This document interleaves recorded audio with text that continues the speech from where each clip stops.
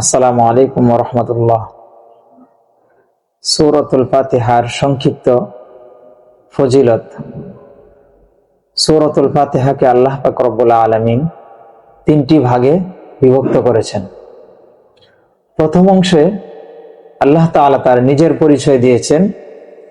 দ্বিতীয় অংশে আল্লাহ পাক রব্বুল আলামিন এবং বান্দার মাঝে যে চুক্তিবদ্ধ হয়েছে তা স্মরণ করিয়ে দিয়েছেন এবং শেষ অংশে তুলে ধরেছেন বান্দার পরিচয়।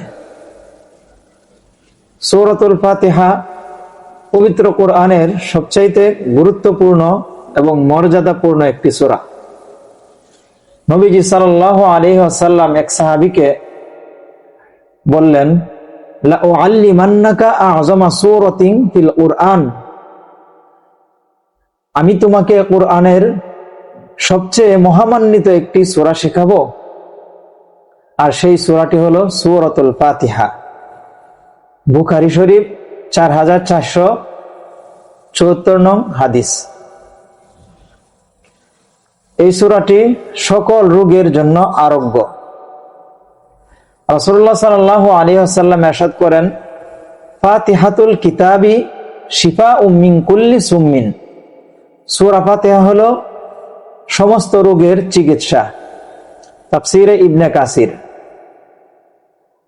এই সূরাটি সকল মুমিনের জন্য আলোক বার্তা। একবার জিবরাইল আলাইহিস সালাতু ওয়াস সালাম রাসূলুল্লাহ সাল্লাল্লাহু আলাইহি ওয়াসাল্লামের সঙ্গে বসেছিলেন। এমন সময় আসমানের একটি দরজা খোলার আওয়াজ আসলো। এই দরজাটি এর আগে আর কখনো খোলা হয়নি। তখন ওটা দিয়ে নেমে এলেন এক ফেরেশতা। নবীজি সাল্লাল্লাহু আলাইহি ওয়াসাল্লামকে সালাম দিয়ে বললেন, হে আল্লাহর নবী, দুটি আলোর সুসংবাদ গ্রহণ করুন, যে দুটি আলো শুধু আপনাকেই দেওয়া হয়েছে, এর আগে আর কোনো নবীকে দেওয়া হয়নি। একটি হলো সূরাতুল ফাতিহা আর অন্যটি হলো সূরা বাকারার শেষ কয়েকটি আয়াত। আল্লাহ পাক রব্বুল আলামিন আমাদের প্রত্যেককেই সূরাতুল ফাতিহার ফজিলত দান করুন। আমিন।